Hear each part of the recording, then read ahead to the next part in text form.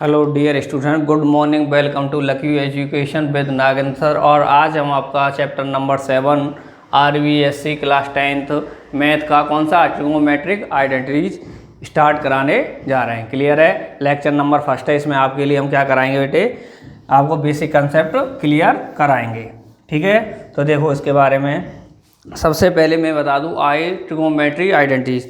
जो ट्रिग्नोमेट्री होती है वो होती क्या है वास्तविक, किस किस के बारे में पढ़ते हैं हम इसमें, साइन, कॉस और ये टैन।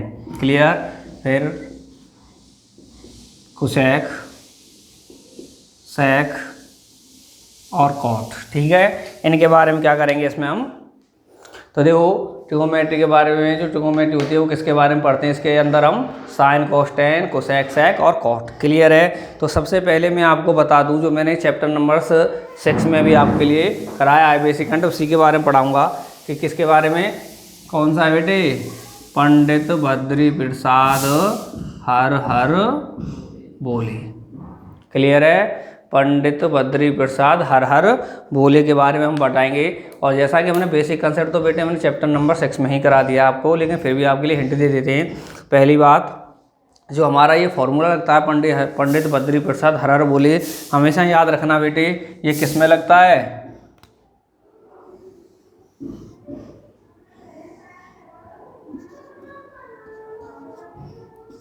ABC। किस में लगता है? ट्राइंगल में। किस में लगता है? पहली बात तो लगेगा बेटे ट्राइंगल। दूसरी बात जो मेन होती है, वो ट्राइंगल कैसा होता है बेटे हमारा, राइट एंगल ट्राइंगल। क्लियर है? और इसमें राइट एंगल ट्राइंगल में हमेशा ये फॉर्मूला यूज होगा। ठीक है, इसके बारे में आगे पढ़ते हैं। जो मैंने आपको 6 चैप्टर में बता दिया है कि एक होता है इसमें कौन सा, राइट एंगल ट्राइंगल, मतलब 90 डिग्री का एंगल। एक ऐसा ट्राइंगल जिसमें 90 डिग्री का एंगल होगा, वही क्या होता है, हमारा राइट एंगल ट्राइंगल होता है। तो देखो बेटे, इसमें मैं बता दूं कि जो 90 डिग्री का एंगल दे रखा है हमारे लिए, जो 90 डिग्री के जस्ट सामने की जो साइड्स होती है उसे हम क्या कहते हैं, क्या कहते हैं बेटे, हाइपोटेनस। क्लियर है? क्या कहते हैं? हाइपोटेनस कहते हैं, जिसे हम सो के द्वारा, एच के द्वारा भी डिनोट करते हैं। क्लियर? उसके बाद अगर इसमें से कोई सा भी एक एंगल दे दे, कि दे दे, जैसे मान लिया मैंने बेस का ही इसे मान लेता हूँ थीटा। क्या मान लेता हूँ? एंगल को थीटा मान लेता हूँ। तो बेटे जो थीटा के जस्ट सामने की साइड्स होती है उसे कहते हैं परपेंडिकुलर। क्या कहते हैं? परपेंडिकुलर। ठीक है या नहीं है? और जो एंगल हमारे जैसे साइड के साथ में, जो साइड के साथ में बना हुआ होता है, उसी साइड को हम क्या कह देते हैं बेटे, बेस। क्लियर है? समझ में आया नहीं आया अब तक? हमेशा याद रखो कि हमारे ट्रिग्नोमेट्री के अंदर किसके बारे में पढ़ते हैं, साइन, कॉस, टैन, कोसेक, सेक, कॉट के बारे में। और इसके साथ में इनमें कौन सा फॉर्मूला लगता है, कौन सा बेटे, पंडित बद्री प्रसाद हर बोले। और जो फॉर्मूला लगता है किस में लगता है, राइट एंगल ट्राइंगल में लगता है। राइट एंगल ट्राइंगल वो ट्राइंगल होता है जिसमें एक एंगल कैसा हो, 90 डिग्री का हो। और जो 90 डिग्री का एंगल होता है उसके जस्ट सामने की, या कह सकते हैं अपोजिट साइड की जो साइड होती है, वो कौन सी होती है, हाइपोटेनस होती है। और इसमें कोई सा भी एक थीटा दे दे, किसी भी एंगल को थीटा बता दे, और उस थीटा के सामने की जो साइड्स होगी उसे क्या कहेंगे हम, परपेंडिकुलर। क्लियर? और जिस साइड के साथ में थीटा बना हुआ होता है उसे कहते हैं बेस। क्लियर है नहीं है? समझ में आ गया? P का मतलब होता है परपेंडिकुलर, B का मतलब होता है बेस, और H का मतलब होता है बेटे हाइपोटेनस। ठीक है नहीं है? तो देखो मैंने 6 चैप्टर में कराने से पहले उसमें भी बताया था कि हमारा जो मैंने ये सीक्वेंस लिखा है ना बेटे, ये सीक्वेंस इसी तरह से आपको याद होना चाहिए। कौन सा? Sign, cos, tan. साइन के बाद में कॉस और उसके बाद में टैन। इसी तरह कोसेक, सेक और कॉट। क्लियर है? ये हमारा सीक्वेंस है, इसी सीक्वेंस से ये चलता है बेटे। तो देखो मैं कह सकता हूँ कि पंडित बद्री प्रसाद हर बोले, ये जो सीक्वेंस है बेटे, ये किसका किसका है हमारा, साइन, कॉस और टैन। कि जो फर्स्ट वाला है बेटे मेरा, इसमें कौन सा है, साइन। साइन किसके बराबर हो गया, P/H के। किसके बराबर हो गया, P/H के। दूसरा कौन सा है बेटे, कॉस। कॉस भी किसके बराबर हो गया, सेकंड वाले के, मतलब बीच वाले के, B/H के। इसी तरह टैन हो जाता है बेटे मेरा P/B के। क्लियर है नहीं है? इसलिए कहता हूँ बेटे ये सीक्वेंस में याद रहेंगे, तो सीक्वेंस तो ये याद रहता है। क्लियर है नहीं है? अर्थात मैं लिख सकता हूँ साइन थीटा अगर पूछा जाता है तो क्या हो जाएगा, किसके बराबर होता है, पी अपॉन एच, मतलब परपेंडिकुलर अपॉन हाइपोटेनस। और जैसे अगर हमें कॉस थीटा पूछा जाए तो किसके बराबर होगा, बेस अपॉन हाइपोटेनस के। क्लियर। अगर टेन पूछा जाए तो किसके इक्वल हो जाता है बेटे हमारा टेन थीटा इक्वल हो जाता है पी अपॉन बी के, अर्थात परपेंडिकुलर अपॉन बेस के। क्लियर है, समझ में आ रहा है। इसी तरह इसका सीक्वेंस देखते हैं दोबारा में। इसका सीक्वेंस होगा बेटे हमारा, इसे बिल्कुल उल्टा कर देते हैं, अपोजिट कर देते हैं। हर हर बोले पंडित बद्री प्रसाद। क्लियर है। इसका अपोजिट ही क्या हो जाता है, इसका सीक्वेंस आ जाता है कोसेक सेक और कॉट का। क्लियर। तो देखो कैसे आ जाएगा, सबसे पहले लिख लेते हैं बेटे हम कोसेक, सेकंड पे लिख देते हैं सेक और थर्ड पे लिख देते हैं कॉट। तो देखो बेटे क्या हो जाएगा, जो फर्स्ट वाला है कोसेक, तो फर्स्ट वाले के इक्वल हो जाएगा एच अपॉन पी के, और सेक है, सेक हो जाएगा एच अपॉन बी के, और इसी तरह हमारा कॉट हो जाएगा बी अपॉन पी के। क्लियर है। अगर हम उसे थीटा के रूप में लिखें, कोसेक थीटा, कोसेक थीटा क्या होता है बेटे, एच अपॉन पी, अर्थात हाइपोटेनस अपॉन परपेंडिकुलर। दूसरी फॉर्म में हम कह सकते हैं कि हमारे साइन का कैसा होता है, कोसेक बेटे अपोजिट होता है। क्लियर है। दूसरे शब्दों में क्या कह सकते हैं कि जो कोसेक थीटा है एच अपॉन पी, वो साइन का कैसा होता है बेटे, बिल्कुल अपोजिट होता है, पी अपॉन एच। और दूसरे में बेटे सेक थीटा, सेक थीटा का क्या हो जाएगा, H upon B, hypotenuse upon base, किसके बेटे, हाइपोटेनस अपॉन बेस के। तो देखो हम कह सकते हैं कि सेक थीटा जो होता है वो किसके अपोजिट होता है, हमारे कॉस थीटा के अपोजिट होता है। तीसरा देखते हैं cot theta, cot theta, cot theta किसके इक्वल होगा बेटे, बी अपॉन पी के, अर्थात बेस अपॉन परपेंडिकुलर। क्लियर है कि नहीं है। और मैं दूसरे शब्दों में कह दूं कॉट थीटा जो है वो किसका अपोजिट है बेटे, टेन थीटा का। क्लियर है नहीं है। तो हम कह सकते हैं साइन थीटा का अपोजिट होता है बेटे कोसेक थीटा, और कॉस थीटा का अपोजिट होता है सेक थीटा, और टेन थीटा का अपोजिट होता है कॉट थीटा। क्लियर है बेटे, यहाँ तक समझ में आया नहीं आया, ठीक है। और एक और बात मैं बेटे आपको बेसिक कंसेप्ट बता दूं कि अगर हमें इस फॉर्म में sine theta cos theta tan theta Pandit Badri Prasad हज़ार बोले इनके फॉर्म में चाहिए, तो मेरे पास सबसे पहले बेटे क्या होना चाहिए, हमारा जो राइट एंगल ट्रायंगल है उसकी तीनों की तीनों साइड हमारे पास मौजूद होनी चाहिए। अगर इनमें से एक भी साइड कम है तो हम बेटे इनको नहीं निकाल पाएंगे, क्योंकि आप देख रहे हो इसमें परपेंडिकुलर बेस, परपेंडिकुलर हाइपोटेनस और बेस, तीनों साइडों की ज़रूरत रहती है। अर्थात हमारा जो राइट एंगल ट्रायंगल दे रखा होगा उसकी सबसे पहले हमारे पास क्या होनी चाहिए, तीनों की तीनों साइड होनी चाहिए। क्लियर है बेटे नहीं है, ठीक है नहीं है। तो एक और चीज़ यहाँ तक समझ में आया आपका, और एक और चीज़ समझ लेते हैं इसमें। तो मैंने एक ही चीज़ कहा बेटे, इनको लगाने के लिए फॉर्मूलों को मेरे पास हमेशा क्या होनी चाहिए, जो हमारा राइट एंगल ट्रायंगल है उसकी तीनों साइड होनी चाहिए। तो बेटे देखो एक और चीज़, राइट एंगल ट्रायंगल होता है अगर उसमें से कभी कभी हमारे लिए तीनों साइड ना दे करके दो साइड दे देता है, क्या दे देता है, दो साइड दे देता है, तो तीसरा साइड भी हमें सबसे पहले निकालनी होती है, क्योंकि तभी हमें इनको निकाल सकते हैं जब हमारे पास तीनों की तीनों साइड मौजूद होंगी। तो देखो बेटे मैंने कहा right angle triangle, right angle triangle में एक और फॉर्मूला लगता है, आपको बताया हो तो कौन सा, पाइथागोरस। ठीक है बेटे नहीं है, पाइथागोरस थ्योरम लगती है, किस में लगती है बेटे, वो भी राइट एंगल ट्रायंगल में ही लगती है। क्लियर है। तो क्या होती है राइट एंगल ट्रायंगल की पाइथागोरस थ्योरम, ये कहता है कि जो हमारी सबसे बड़ी साइड है कौन सी, हाइपोटेनस, हाइपोटेनस बेटे हमारे राइट एंगल ट्रायंगल की सबसे बड़ी साइड होती है। कह सकते हैं कि जो हमारी राइट एंगल ट्रायंगल की सबसे बड़ी साइड है कौन सी, हाइपोटेनस, उसका स्क्वायर अन्य दो साइडों के, उसके परपेंडिकुलर और बेस, अदर साइड्स, अन्य अदर साइड्सों के, अदर साइड्स कौन सी हैं बेटे, परपेंडिकुलर और बेस, अन्य अदर साइड्सों के स्क्वायरों के किसके बेटे, सम के बराबर होता है। ठीक है, ये इसलिए बताया बेटे, पहली बात तो हमेशा ये फॉर्मूला याद रखना, पाइथागोरस, और हिंदी में वैसे दूसरे शब्दों में इसे कह देते हैं बोधायन थ्योरम्स। कैसे कहते हैं, बोधायन थ्योरम्स, दो नामों से जाना जाता है, पाइथागोरस या बोधायन। तो हमेशा याद रखना ये थ्योरम्स बेटे किस में लगती है, हमारी राइट एंगल ट्रायंगल में लगती है। मैंने अभी बताया था कि इन चीज़ों को लगाने के लिए तीनों साइड हमारे पास होनी चाहिए। कभी कभी क्वेश्चनों में क्या करता है बेटे, ओनली दो साइड्स दे देता है, तो मैंने कहा कि तीसरी साइड भी हमारे पास होनी चाहिए। तो हम करेंगे कि इसको लगाने से पहले हम तीसरी साइड निकालेंगे, और उससे निकालने के लिए कौन सा फॉर्मूला यूज करते हैं, बोथ-द-एन थ्योरम्स। क्लियर है। और हमने फॉर्मूला क्या कराया है कि जो हमारी राइट एंगल ट्राइंगल की सबसे बड़ी साइड है कौन सी, हाइपोटेनस, उसका स्क्वायर अदर साइड्स कौन कौन सी, परपेंडिकुलर और बेस, उनके स्क्वायरों के सम के बराबर होता है।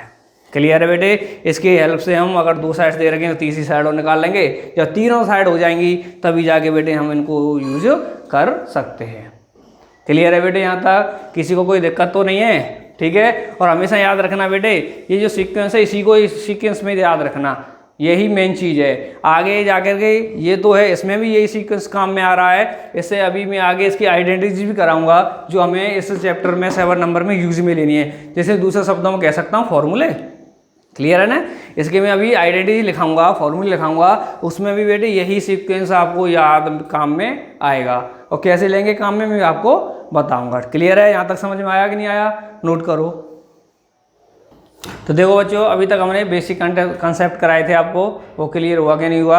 अब हम 17.1 जिसमें हमें यूज में आने वाले फॉर्मूले या कह सकते हैं आइडेंटिटीज हैं, उनको हम आपको कराएंगे। जो हमारे 17.1 में क्वेश्चंस दिए उनको सॉल्व करने के लिए जो हमें यूज में लेनी होती हैं, उन आइडेंटिटीज को वहाँ पे हम लिखाएंगे। तो देखो बेटे, सबसे पहले लिखा देते हैं कौन कौन सी। सबसे पहले तो वो सीक्वेंस ही लिखा देता हूँ, अभी मैंने बताया था जो सीक्वेंस लिखाया है साइन कॉस का। सबसे पहले बेटे साइन थीटा की फॉर्मूले लेते हैं, साइन थीटा, कॉस थीटा और टेन थीटा। क्लियर। फिर है आपका बेटे कोसेक थीटा, सेक थीटा और ये कॉट थीटा। क्लियर है, वही सीक्वेंस है बेटे।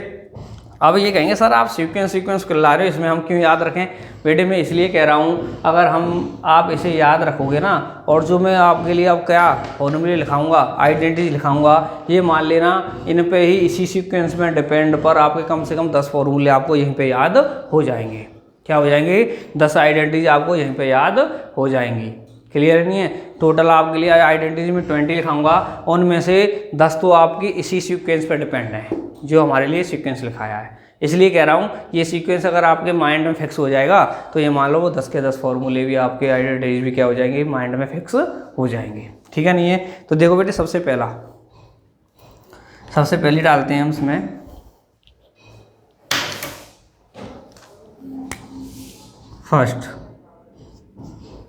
फर्स्ट बेटे क्या है, अगर मैं सीधा इन दोनों का क्या ले लूँ बेटे, मल्टीप्लाई ले लूँ, साइन थीटा और cosec theta, sign theta into, ये क्या है बेटे, मैंने डॉट लगाई, इंटू का काम करती है कोसेक थीटा,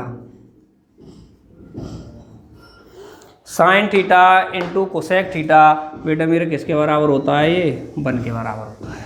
किसके बराबर होता है, 1 के बराबर होता है। दूसरा वाला बेटे, दूसरा क्या होगा हमारा, हमने अब फर्स्ट वाला क्या किया है, इन दोनों का मल्टीप्लाई कर दिया है। क्या कर दिया है, साइन थीटा और कोसेक थीटा क्या कर दिया, मल्टीप्लाई कर दिया, तो किसके बराबर होता है, 1 के बराबर। अब मैं सीधा देख लेता हूँ कि साइन थीटा, अगर मैं यहाँ से ओनली साइन थीटा की वैल्यू चाहूँ तो क्या करूँगा बेटे, कोसेक थीटा इसके साथ में क्या है, मल्टीप्लाई में है, कोसेक थीटा साइन थीटा के साथ में क्या मल्टीप्लाई में है, दूसरी साइड में ले जाऊँगा तो कहाँ पहुँच जाएगा, डिवाइड में। बेटे दूसरी आइडेंटिटी क्या बन गई मेरी, sine theta equal 1 cosec theta. हुआ कि नहीं हुआ, क्लियर।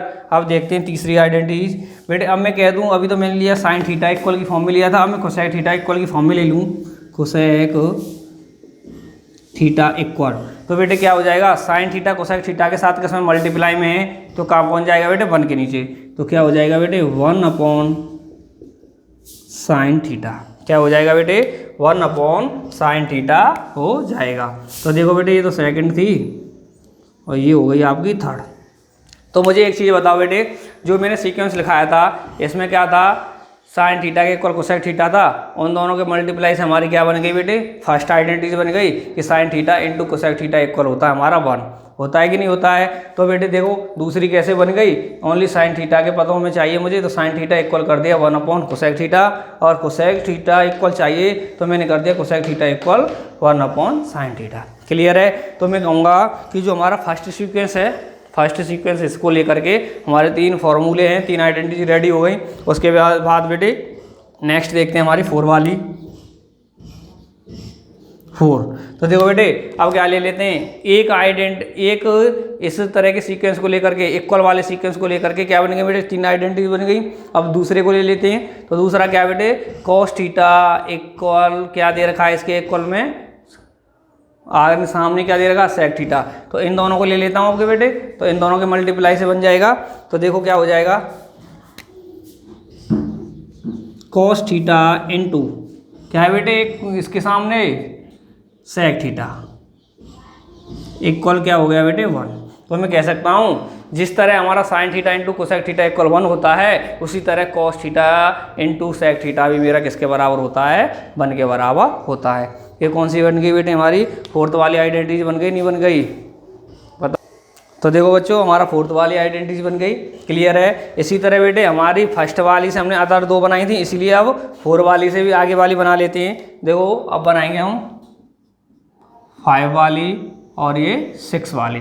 तो देखो बेटे उसी तरह जिस तरह मैंने साइन इक्वल और कोसेक इक्वल अलग अलग लेकर बनाया था, इसी तरह इससे बनाऊंगा। कॉस थीटा के पदों में बना लेता हूँ। देखो क्या हो जाएगा, कॉस थीटा इक्वल, तो बेटे क्या है, कॉस थीटा के साथ सेक थीटा के साथ मल्टीप्लाई में सेक थीटा को इधर ले जाऊंगा, तो क्या हो जाएगा बेटे 1 अपॉन सेक थीटा, क्लियर।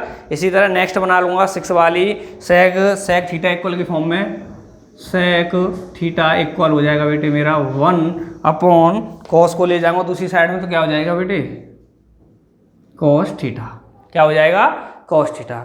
ठीक है, समझ में आए नहीं आए बेटे। तो देखो हमने 2 यूज में लिए हैं, तो हमारे कितने फॉर्मूले बन गए बेटे, 6 बन गए। तो अब ले लेते हैं थर्ड वाली को ले लेते हैं, तो बेटे क्या हो जाएगा, हमारा फॉर्मूला नंबर 7 बनेगा। तो देखो क्या हो जाएगा, क्या है बेटे, जिस तरह मैंने sign theta into cosec theta लिया, कितना हो गया 1 बराबर हो गया, अन्य 2 आइडेंटिटीज बना दी फिर उससे। जिस तरह मैंने cos theta into sec theta लिया, दोनों का मल्टीप्लाई 1 के बराबर, इससे अन्य 2 आइडेंटिटी बना दी। इसी तरह बेटे मैं टेन और कॉट को लेकर बनाऊंगा, तो क्या हो जाएगा मेरा ten theta into cot theta equal किसके बराबर हो जाएगा बेटे 1 के बराबर, क्लियर है नहीं है। तो मेरी 7 वाली आइडेंटिटी बन गई कि नहीं बन गई। आगे वाली नेक्स्ट बना लेता हूँ टेन थीटा के फॉर्म में, तो क्या हो जाएगा बेटे मेरे टेन थीटा इक्वल हो जाएगा, कॉट को इधर ले जाऊंगा तो अपॉन में पहुंच जाएगा कॉट, तो क्या हो जाएगा 1 अपॉन कॉट थीटा, ठीक है। इसी तरह कॉट थीटा के स्टेप में बनाऊंगा, तो क्या हो जाएगा बेटे कॉट थीटा इक्वल हो जाएगा, टेन थीटा को 1 के नीचे ले जाऊंगा, तो बेटे 1 अपॉन टेन थीटा, क्लियर है नहीं है, बन गए नहीं बन गए। इसी तरह बेटे मेरे कितनी आइडेंटिटीज हो गई 9, क्लियर है। तो बताओ इसी सीक्वेंस से बेटे आपको 9 फॉर्मूलेज आगे आइडेंटिटीज करा दिए हैं, वो आपको साथ ही साथ याद हुए हैं या नहीं हुए, क्लियर है। तो देखो बेटे सबसे पहला क्या क्या था, साइन थीटा कोसेक थीटा का मल्टीप्लाई किया किसके बराबर 1 के बराबर, उससे अन्य 2 आइडेंटिटीज। इसी तरह कॉस थीटा और सेक थीटा का मल्टीप्लाई किसके बराबर 1 के बराबर, उससे अन्य 2 आइडेंटिटीज बना दी। इसी तरह बेटे टेन थीटा और कॉट थीटा का मल्टीप्लाई किसके बराबर 1 के बराबर, क्या बना दी बेटे अन्य 2 आइडेंटिटी और बना दी। तो इसी तरह बेटे अब तक हमारे पास कितनी आइडेंटिटीज हो गई 9, क्लियर है। वो भी बेटे किस पे, इसी के सीक्वेंस पे डिपेंड हैं, ठीक है नहीं है, कोई दिक्कत तो नहीं है यहाँ तक आपको। तो देखो बेटे नेक्स्ट देखते हैं, नेक्स्ट है इसकी अब 10, क्या है बेटे नेक्स्ट है आपकी 10 है। तो 10 जो है बेटे वो क्या होगी, हमारी हो जाती है बेटे टेन थीटा। टेन थीटा जो होता है बेटे वो होता है हमारा sine theta upon cos theta के इक्वल। क्या होता है, जो टेन थीटा होता है वो साइन अपॉन कॉस के फ्रैक्शन फॉर्म के फॉर्म में होता है, क्लियर है। कह सकते हैं कि टेन थीटा इक्वल होता है हमारा sine theta upon cos theta. उसी तरह नेक्स्ट देख लेते हैं बेटे कॉट थीटा। नेक्स्ट क्या देख लेते हैं, कॉट थीटा देख लेते हैं। कॉट थीटा बेटे जिसके जस्ट अपोजिट हो जाएगा cos theta upon sine theta, बिल्कुल अपोजिट हो जाएगा। तो क्या हो जाएगा बेटे, उल्टा कर दिया, cos theta upon sine theta. तो देखो बेटे हमारे यहाँ तक जो आपकी 9 है आपकी जो 9 बुक आई थी, फॉर्मूले कराए थे, आइडेंटिटी कराई हैं, वो आपको यहाँ तक समझ में आ गई। अन्य जो हमने आपके लिए 10 और 11 वाली कराई है, वो कौन सी कराई है? टेन और कॉट। 10 कराई है साइन अपॉन कॉस, और कॉट कराई है बेटे उसके अपोजिट कॉस अपॉन साइन। क्योंकि देखो बेटे, अगर हमारे पास 10 की वैल्यू अगर ये है तो हमारा जो कॉट होता है वो किसके बराबर होता है? 1/10 के। 10 की जगह पे इस वैल्यू को पुट करेंगे तो उल्टा होकर आता है बेटे, कैसे? Cos theta upon sine theta. तो बेटे देखो, इसमें याद करने की आप कहेंगे सर थोड़े कन्फ्यूज हो जाएंगे, हमें कैसे याद रहेगा कि 10 equal sine theta upon cos theta है और cot equal cos theta upon sine theta है। तो हमेशा याद रखो बेटे, देखो इसमें क्या है, हमारा जो कॉट में वन फर्स्ट वर्ड कौन सा पढ़ रहा? सी। कौन सा पढ़ता है? सी पढ़ता नहीं पढ़ता है कॉट। तो इसके जो ऊपर वाली जो डिजिट्स होती है उसमें भी बेटे कौन सी डिजिट्स पढ़ती है हमारी? सी पढ़ती है, कॉट पढ़ती है, और कॉस की सी पढ़ती है। इसलिए हम कह सकते हैं कॉट थीटा जो है उसका जो इस फॉर्म वाला जो कॉस अपॉन साइन वाला जो फॉर्मूला होगा, हमें याद रखना है कॉस ऊपर रहेगा। कैसे? क्योंकि इसमें भी स्टार्टिंग सी से होती है तो ऊपर भी क्या आती है? इसमें सी आती है। क्लियर है नहीं है? और इसमें बेटे सी नहीं होती तो इसमें भी सी नहीं आती है। क्लियर? तो हमेशा याद रखना बेटे, कॉट वाले में ऊपर क्या होती है? कॉस होती है, नीचे क्या होती है? साइन थीटा होता है। क्लियर है नहीं है? यहाँ तक समझ में आए 11 के 11? तो देखो बच्चों, अभी तक हमारे 11 आइडेंटिटीज हो गई हैं, फॉर्मूले हो गए हैं, ठीक है नहीं है? तो देखो कैसे हमें याद रखना, कैसे नहीं रखना, ये भी बता दिया है। कॉट वाले में ऊपर कॉस आती है, नीचे साइन आती है, ठीक है? और 10 वाले में ऊपर साइन, नीचे कॉस। क्लियर? तो हमें पता है कॉट में सी होती है तो कॉस में भी सी होती है, अर्थात कॉट वाले में ऊपर क्या आती है? कॉस आता है। क्लियर? और नेक्स्ट देखते हैं। तो यहाँ तक तो बेटे मैं बता दूँ आपको, जो 11 वाले आइडेंटिटीज कराई हैं यहाँ पर, तो यहाँ तक तो मैंने आपको ओनली मल्टीप्लाई और डिवाइडेशन वाली क्या कराई है, हमने आपको आइडेंटिटीज कराई हैं जिनमें ओनली डिवाइडेशन या मल्टीप्लाई के साइन आए हैं। अब कराते हैं आपके लिए जिसमें हमारा प्लस का साइन आएगा। तो 12 वाली है बेटे हमारी, इसमें है कौन सी? Sine square theta plus cos square theta equal होती है हमारी किसके बराबर बेटे? 1 के बराबर। किसके बराबर 1 होती है? 1 के बराबर। ठीक है नहीं है? तो हमने कर दिया sign square theta plus cos square theta equal किसके बराबर होती है? 1 के बराबर होती है। ठीक है? यहाँ पे देखो बेटे क्या किया था, यहाँ पर भी हमने कुछ साइन कॉस लिए हैं 10 और 11 के लिए, कैसे? डिवाइडेशन में 10 और कॉट इक्वल करके। यहाँ पे डायरेक्टली क्या ले दिए? साइन कॉस ले दिए हैं, अर्थात साइन और कॉस दोनों का वर्ग, दोनों का स्क्वायर का सम हमेशा किसके बराबर होता है? 1 के बराबर होता है। नेक्स्ट देखेंगे बेटे 13। 13 में क्या है बेटे? वही है, किसी एक के बराबर कर लो। साइन स्क्वायर का लेता हूँ मैं, अगर साइन स्क्वायर थीटा इक्वल लेता हूँ तो क्या हो जाएगा बेटे? प्लस में आया है कॉस स्क्वायर थीटा, तो उधर की साइड में जाएगा तो किस में पहुंच जाएगा बेटे हमारा? ये माइनस में। क्लियर है बेटे? किस में पहुंच जाएगा? ये हमारा माइनस में पहुंच जाएगा। इसी तरह नेक्स्ट बना लेता हूँ बेटे कॉस स्क्वायर थीटा वाला, तो क्या हो जाएगा? Cos square theta equal sign square theta को दूसरी साइड में ले जाऊंगा तो बेटे माइनस में पहुंच जाएगी। Sign square theta. क्लियर है बेटे? तो कितनी आइडेंटिटीज हो गई हमारी यहाँ पर? 14। कितनी हो गई बेटे? 14। ठीक है? अब नेक्स्ट करते हैं 15 वाली। क्लियर? तो 15 कौन सी होती है? 15 होती है बेटे 1 और tan स्क्वायर थीटा का सम। क्या होती है बेटे? 1 और tan स्क्वायर थीटा का सम हमेशा किसके बराबर होता है? सेक स्क्वायर थीटा के इक्वल होता है। क्लियर है बेटे? किसके बराबर होता है? सेक स्क्वायर थीटा के इक्वल होता है। नेक्स्ट बनाएंगे बेटे 16 और आपकी 17। तो इसी में से बन जाएंगे बेटे दोनों। तो देखो क्या कर लेते हैं, अब क्या निकालते हैं? 1 का निकाल लेते हैं 1। तो 1 किसके इक्वल हो जाएगी बेटे? tan स्क्वायर को उधर ले जाऊंगा तो क्या हो जाएगी? सेक स्क्वायर थीटा माइनस हो जाएगा tan स्क्वायर थीटा। तो किसके बराबर हो गया ये हमारा? 1 के बराबर। ठीक है? इसी तरह अगर मैं tan स्क्वायर थीटा निकालता हूँ, tan स्क्वायर थीटा निकालता हूँ तो क्या हो जाएगा? 1 इधर पहुँच जाएगा तो ये हो जाएगा बेटे हमारा सेक स्क्वायर थीटा माइनस 1। ठीक है? 3 और बन गई। क्लियर है? कौन सी बनी थी, 1 + tan स्क्वायर थीटा इक्वल होता है sec स्क्वायर थीटा के। अन्य दो हमने इसमें से ही बना ली। और हमारी एक और है आगे की है 18 वाली और 19 और ये 20। ठीक है बेटे। तो देखो नेक्स्ट होगी बेटे, यहाँ पे मैंने क्या लिया है बेटे, 1 + tan स्क्वायर थीटा। क्या लिया है, 1 + tan स्क्वायर थीटा। तो tan को चेंज करके ले लेता हूँ, यहाँ पे ले लेता हूँ मैं बेटे 1 + cot स्क्वायर थीटा। क्या ले लेता हूँ, 1 + cot स्क्वायर थीटा। tan के चेंज करके ले लिया है। और यहाँ पे बेटे एक कॉलम में क्या लिया था मैंने, sec। तो यहाँ पे ले लेता हूँ बेटे मैं cosec। क्या ले लेता हूँ बेटे, cosec स्क्वायर थीटा। अर्थात कॉट में भी सी आता है, तो बेटे यहाँ पर भी क्या आया है, कोसेक मतलब सी आया है पहले। ठीक है। तो 1 + cot स्क्वायर थीटा इक्वल होता है कोसेक स्क्वायर थीटा के। अन्य दो बन जाएंगे बेटे, 1 इक्वल हो जाएगी किसके, cosec square theta minus cot square theta के। क्लियर। इसी तरह cot स्क्वायर थीटा हो जाएगा हमारा किसके बेटे, 1 को ले जाऊंगा उधर की साइड में, तो ये हो जाएगा बेटे हमारा कोसेक स्क्वायर थीटा माइनस 1। इसके हो जाएगा कोसेक स्क्वायर थीटा माइनस 1। ठीक है। तो देखो बेटे हमारी कितनी, मैंने क्या कहा था कि आपको 20 आइडेंटिटीज कराऊंगा, फॉर्मूले कराऊंगा, 20 के 20 हो गए हमारे।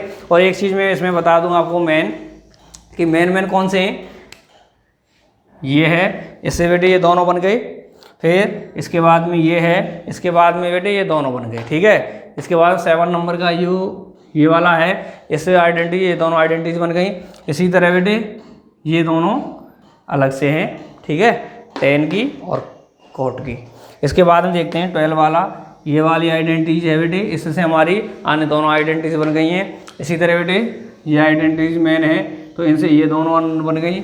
इसी तरह बेटे ये दोनों इस आइडेंटिटीज थे, ये दोनों आइडेंटिटीज बन गई हैं। तो कहने का अर्थ है बेटे, अगर हमारे पास ये जो मेन वाली अगर वास्तविक हमारे माइंड में फिक्स हो जाएं, तो अन्य तो हम अपने आप ही याद हो जाएंगी। ठीक है। अब दूसरी बात मैंने कहा था बेटे, हमेशा यहाँ तक जो मैंने कराई है 11 तक आइडेंटिटीज कराई हैं, वो ओनली किस में है बेटे, मल्टीप्लाई में या डिवाइड में। किस में है, मल्टीप्लाई या डिवाइड में है 11 तक। 11 से आगे जो मैंने कराई हैं बेटे, वो किस में है, प्लस और माइनस में। और एक और चीज़ गौर करो, जो आइडेंटिटीज मेरी प्लस और माइनस में है, इनमें हमेशा बेटे जो ट्रिगोनोमेट्री साइन दे रखा है, ट्रिगोनोमेट्री साइन दे रखा है बेटे, ये साइन है। अगर प्लस माइनस में ट्रिगोनोमेट्री साइन है, वो हमेशा किस में, स्क्वायर में आए हैं। किस में आए, स्क्वायर में। देख लो ये दोनों प्लस में तो स्क्वायर है, देखो बेटे स्क्वायर आ रहा है। इसी तरह इसमें भी बेटे सभी स्क्वायर में। अर्थात कहने का अर्थ है, इनको 11 आइडेंटिटी जो हमारी मल्टीप्लाई और डिवाइड में है, वो तो बिना स्क्वायर वाली हैं, इनमें कोई स्क्वायर नहीं आता है। और जो हमारी 12 से आगे 20 तक जो आइडेंटिटीज हैं प्लस माइनस में दे रखी हैं, उनमें क्या आ जा रहा है हमारा बेटे, स्क्वायर आ रहा है। क्लियर है, नहीं है, क्या आ रहा है, स्क्वायर आता है। ठीक है, नहीं है, क्लियर। तो हमारी देख ली बेटे, एक तो हो गई हमारी स्क्वायर वाली कौन सी, sine square theta plus cos square theta equal होती है हमारी 1। और दूसरी हो गई बेटे 1 + tan स्क्वायर थीटा। इसी को चेंज करके tan की जगह पे क्या ले दिया, cot ले दिया है। क्लियर है। cot के साथ हमेशा कोसेक आता है, इससे याद रखना बेटे, कोसेक में भी c होता है और cot में भी हमेशा c होता है। ठीक है। इसी तरह यहाँ पे बताया था मैंने, cot का cos से स्टार्ट होगा। ठीक है, नहीं है, समझ में आई नहीं आई बेटे आइडेंटिटी। और हमेशा याद रखना बेटे, ये आपको याद होनी ही चाहिए। अगर इनमें से कोई भी याद नहीं करेगा, तो याद रखना आप कभी भी 7 जो एक्सरसाइज है हमारी कौन सी, ट्रिगोनोमेट्री आइडेंटिटीज, कभी सॉल्व नहीं कर पाओगे। क्लियर है। ये तो आपको हर हालत में याद करनी ही होंगी। ठीक है। वैसे बेटे अब रहने के लिए, याद करने के लिए कुछ बचा नहीं, मैंने बता ही दिया है। ओनली इसी सीक्वेंस से हमारी कितनी हो गई थी, 9 हो गई थी, जो सीक्वेंस लिखा रखा है। उसके बाद में बेटे अन्य 2 ये हैं और 3 ये याद करनी है आपको, कौन सी, 12, 15 और 18, क्योंकि अन्य आइडेंटिटी तो बेटे इन्हीं से बढ़ रही हैं। ठीक है, नहीं है। तो बेटे किसी को कोई प्रॉब्लम हो बेटे कमेंट बॉक्स में कमेंट करना। क्लियर है। इसे नेक्स्ट लेक्चर में आपके लिए बेटे एक्सरसाइज का जो क्वेश्चन है, क्वेश्चन कराना स्टार्ट कर देंगे। ठीक है, तब तक के लिए धन्यवाद।